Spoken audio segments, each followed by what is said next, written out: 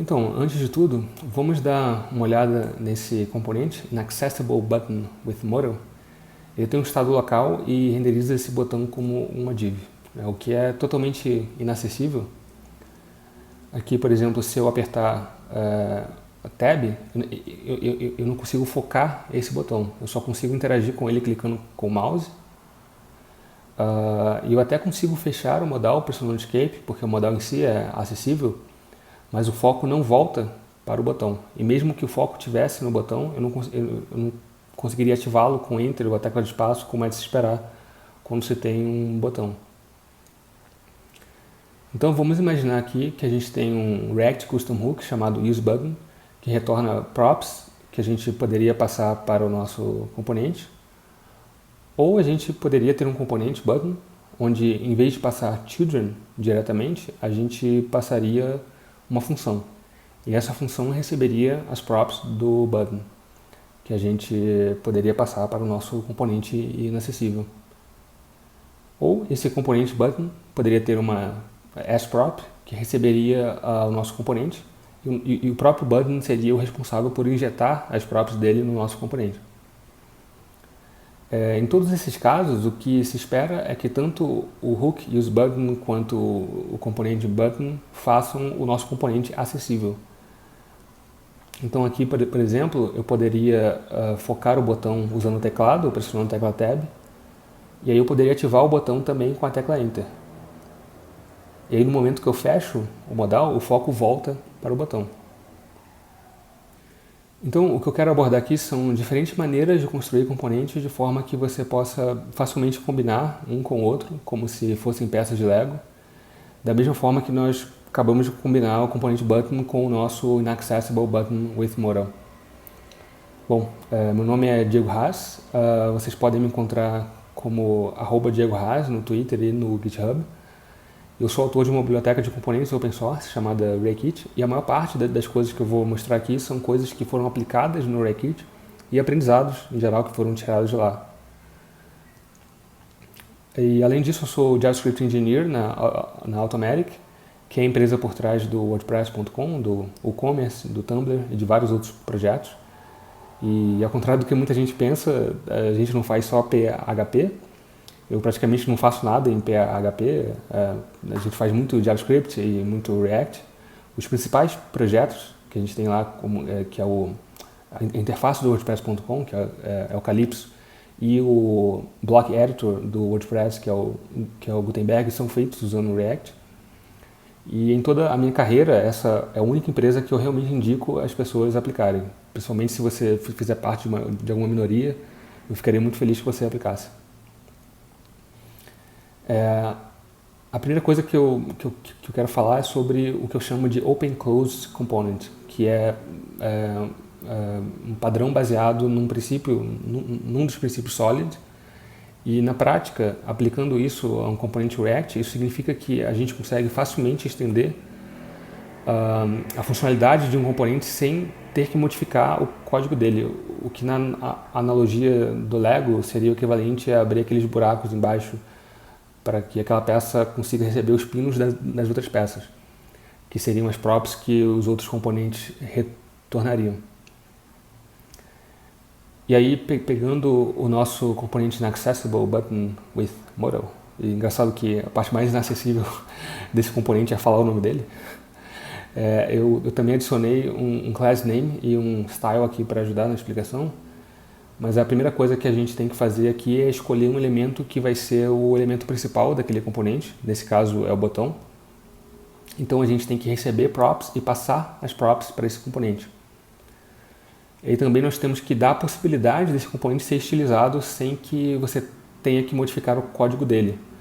Então a gente vai fazer um merge das class names e do style.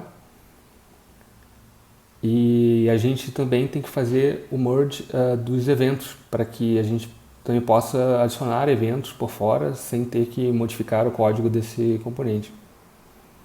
E é claro, a gente vai passar a ref, e se o componente já tiver definido uma ref internamente, a gente vai fazer o merge dessas refs também. Bom, isso pode parecer muito complicado, mas isso é exatamente o que você tem, por exemplo, quando você usa o Styled Components. O componente que você cria com o Styled Components é também um Open Closed Component. E com isso a gente já tem os buracos da nossa peça, né? E agora a gente vai ver como que a gente consegue fazer os pinos para se encaixarem ali. E aí a primeira forma que eu quero falar é usando Component Hooks. Então aqui, por exemplo, a gente tem um componente button simples, e aí para transformar isso num hook, a primeira coisa que a gente tem que fazer é renomear o componente para useButton. E aí, em vez de retornar o elemento button, a gente vai retornar um objeto com as props que poderiam ser passadas para um elemento button posteriormente. E como a gente quer que esse hook possa ser usado em qualquer elemento e não só buttons, a gente vai adicionar também outras props para garantir que o elemento final vai ser acessível. E aí como que a gente usa isso? Bom, a gente chama o hook, ele vai retornar props, e a gente pode passar essas props para uma div, para um button, ou para o nosso inaccessible button with modal. E como a gente escreveu esse hook seguindo aqueles princípios open closed, ou seja, essa é uma peça de Lego que tem tanto os pinos, que são as props que ele retorna, quanto os buracos, que são as props que ele recebe, a gente também pode combinar esse hook com outros component hooks. E aí, quais são as vantagens dessa abordagem? A primeira é a árvore de elementos do React. Compondo somente componentes, você vai ter uma árvore maior, enquanto com component hooks, você só teria um item que é o componente que está usando o hook. E além de ajudar na visualização da árvore, isso também te dá um pequeno benefício em performance, porque com menos componentes o React vai ter menos trabalho também. E isso aqui é mais uma curiosidade do que uma informação que você deve se basear para tomar suas decisões, porque isso depende muito da complexidade dos seus componentes e de quantos componentes você está renderizando. Na maioria das vezes, embora isso seja algo bom, o benefício é muito pequeno. Bom, e aí tem as desvantagens dos component hooks, né? A primeira são as regras dos hooks. Então, ao contrário de componentes, você não consegue chamá-los de forma condicional ou dentro de loops dinâmicos diretamente. E porque você só retorna props e não componentes em si, você não consegue fazer uso de React Context e React Portal, por exemplo, porque eles precisam de componentes, assim como você não consegue, por exemplo, retornar styled components, porque como você só retorna props, você não pode retornar os componentes em si ali. E aí a segunda abordagem para criar esses pinos das peças de Lego são as render props. E aí, pegando novamente esse exemplo simples de button, a gente pode fazer uso do componente hook que a gente criou, o useButton, já que ele já implementa toda a lógica que a gente precisa. E aí a gente vai verificar se a prop children é uma função. Se ela for uma função, em vez de retornar um elemento, a gente vai simplesmente chamar essa children function passando props como argumento. Como a gente usa isso, né? Em vez de passar children diretamente como elemento, a gente vai passar uma função que recebe essas props e a gente pode passar essas props para outros componentes. E aí, da mesma forma que os component hooks, se a gente usar os princípios open closed nos componentes que implementam render props, a gente também consegue combinar esse componente com outros componentes que implementam render props. E aí, quais são as vantagens? Primeiro que é um componente, então a gente não tem as limitações dos hooks e a gente também consegue renderizar componentes como o React Portal e o React Context. E aí, como a gente também espera receber um elemento como resultado de chamar a children function, a gente pode simplesmente envolver esse elemento com esses outros componentes. E quais são as desvantagens?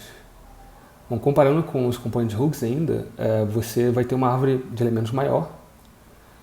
Um outro problema é que se você precisar resolver questões de performance, é mais difícil fazer isso com render props. Por exemplo, essa estratégia de state collocation é uma medida bem simples e eficiente para resolver muitas questões de performance. E aí, dando um exemplo disso, nesse componente app a gente tem um estado local, e quando esse estado local for atualizado, o componente app vai ser re-renderizado junto com todos os componentes que ele renderiza, como o wrapper e o child aqui. E aí, se a re-renderização desses múltiplos childs estiver causando um problema de performance, uma maneira simples de resolver é abstraindo esse estado local em um componente separado que recebe children. E aí, nesse caso, quando um estado local é atualizado, o React só vai re-renderizar o componente onde o estado está definido, que é o stateful component. O React ele não vai propagar essa re-renderização para cima, ou seja, o componente app não vai ser re-renderizado. Nossa, é muito difícil falar isso. E como os childs são definidos no componente app, eles também não vão sofrer essa re-renderização. Mas aí vamos imaginar que em algum momento as regras de negócio mudem e agora esses childs dependam do estado local, que não está mais definido ali no app. Uma coisa que você pode pensar em fazer é usar render props para passar esse estado local para cima. E por mais que aqui pareça que os childs ainda estão sendo definidos pelo componente app, na verdade o que está sendo definido aqui é apenas uma função anônima que recebe value. Como essa função vai ser chamada lá no stateful component, em termos do que vai ser renderizado, isso dá na mesma que definir os child diretamente lá no stateful component. E nesse momento você quebra essa otimização de state collocation. Bom, uma outra forma de resolver isso seria usando React Memo. Em vez de state collocation, a gente poderia simplesmente usar React Memo e aí o React iria comparar as props anteriores com as props novas e só re-renderizaria o child se as props fossem diferentes. E aí os child eles não seriam renderizados toda vez que o estado local fosse atualizado, mas só quando essa prop selected fosse alterada para true ou false. Mas se esse child também implementa render props, a children prop normalmente ela é passada como uma inline function que é recriada em cada render. Então, toda vez que esse estado local for atualizado, o componente app vai ser re-renderizado e vai passar uma children prop nova para o child. O que vai quebrar, né, também a nossa otimização, porque o React Memo considera a children prop assim como qualquer outra prop. E aí vamos para a nossa última abordagem, que eu vou falar nessa talk, que é Component Injection, ou injeção de componente, que é popularmente conhecido também como a sProp. E para implementar isso, a gente pode usar o mesmo componente que a gente está usando para as render props. E aí a gente vai aceitar uma sProp, que a gente renomeia para component, para ter a primeira letra maiúscula, e assim a gente consegue usar ali no JSX. E aí a gente vai verificar, né, se essa sProp for passada, a gente renderiza esse componente passando as props para ele. E aí como que a gente usa isso? A gente vai simplesmente passar um outro componente, desde que ele seja um open-close component, para essa sProp. E quais são as vantagens?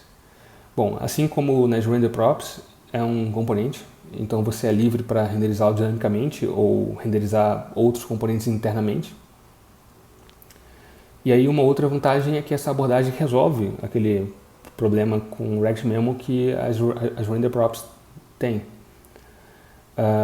Então, pegando o nosso exemplo ali das render props, em vez de passar uma função como children, a gente vai passar uma prop que é constante, já que esse inaccessible button with modal é uma função que é declarada fora do escopo desse componente.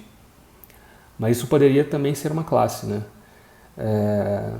Na hora que o React Memo for verificar, nesse caso, a sProp anterior vai ser sempre igual à próxima.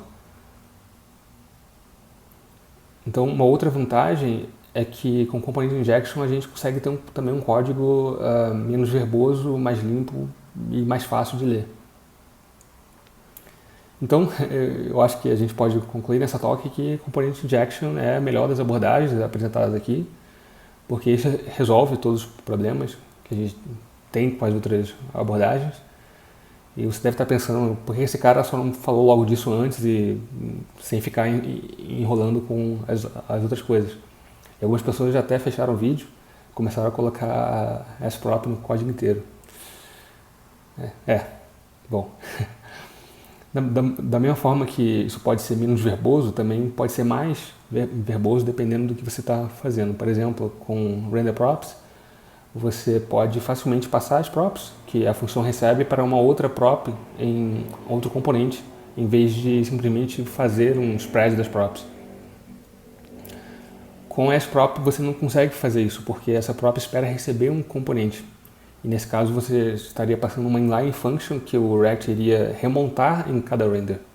Né? Porque em cada render essa função seria redeclarada e o React iria entender como se fosse um componente novo, o que definitivamente não é o que você quer. Então, para fazer isso com ASP.ROP, você teria que, na verdade, criar um componente intermediário ali. E a coisa fica ainda mais complexa se você levar em conta TypeScript. Né? Eu acho que daria uma talk inteira para falar só sobre isso. Então você pode acessar esse link, bit.ly/TypeScript-s-prop, que lá tem umas ideias de como fazer isso, mas ainda assim é bem burocrático. Mas o maior problema que eu vejo na ASP.ROP são os conflitos que podem ser gerados com os nomes das props. Por exemplo, a gente tem o nosso component button, que recebe uma ASP.ROP, e o nosso inaccessible button with modal, que recebe uma custom prop chamada label, e aí cuja implementação ela renderiza essa label visível na tela. E aí a forma que a gente combinaria esses componentes seria usar o button, passando o outro componente para a ASP.ROP e também passando a label prop. Como o button passa todas as props que ele não usa para baixo, o componente inaccessible button with modal iria receber essa label e renderizar o valor dela como children na div. Mas, vamos voltar aqui ao nosso componente button. E se em algum momento a gente precisar adicionar uma nova feature nesse componente, que a princípio pode aparecer inofensiva, por exemplo, ele vai receber uma label prop e vai renderizar essa prop como uma area label, ou seja, isso não vai ser visível na tela. Como essa é uma custom prop que é consumida pelo componente button, ele não deve passar essa prop para baixo, né, para o componente que ele recebe na ASP.ROP. Como ele não tem conhecimento de que tipo de componente ele vai receber, ele não pode ficar passando essas custom props que ele consome para baixo, senão você acabaria com várias props desconhecidas no HTML, e até o React iria reclamar bastante sobre isso. E aí, só essa alteração inofensiva, a princípio, né, no button, faria a nossa combinação de componentes quebrar, porque agora a label não seria passada para o inaccessible button with modal, e simplesmente renderizaria uma label prop, uma area label, em vez da children. E a conclusão, né, é que, bom, na minha opinião, component hooks são muito bons para combinar comportamentos dentro de uma biblioteca de componentes. Então, essa biblioteca ela poderia retornar componentes, mas internamente ela ser composta por vários component hooks. Isso funciona muito bem e é assim que o React usa os component hooks. As render props são muito boas para uso em geral, assim, quando você não precisa lidar com questões de performance, o que é, na verdade, a maioria dos casos, ou quando você quer combinar componentes que são mais complexos e podem ter conflitos ali de props, né?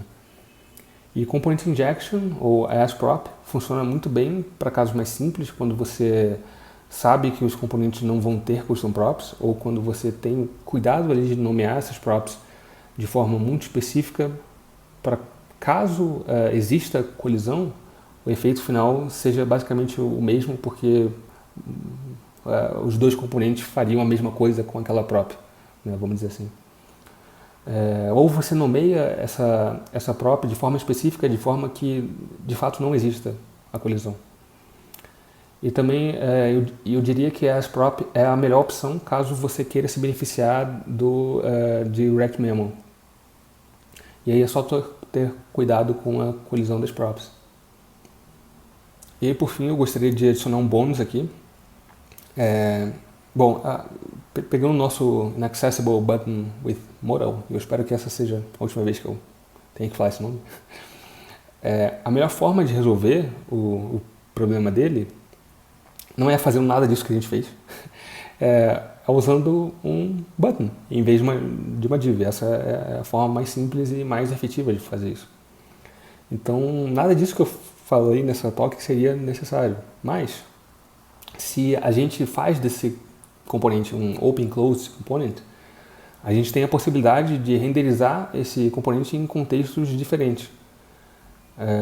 Como, por exemplo, a gente poderia renderizar esse componente como um menu item, que quando clicado aqui, ele abriria um modal e no momento que eu fecho esse modal, ele volta a focar naquele menu item. Ou também a gente poderia passar esse componente para um combo box option, né, que também, quando ativado, abriria um modal e se eu fecho o modal, ele volta o foco ali para o combo box com aquela combo box option ativada. E esse button with modal, ele desconhece completamente o menu item ou combo box option. E o combo box option e o menu item também não conhecem esse componente button with modal, né? E isso é possível, né? A gente consegue combinar esses diferentes componentes que não se conhecem simplesmente porque eles estão abertos à extensão, né? Tanto o menu item e o combo box option, eles retornam props, que podem ser passadas para outros componentes, como o button with modal, ele está aberto a receber essas props. É isso aí, obrigado.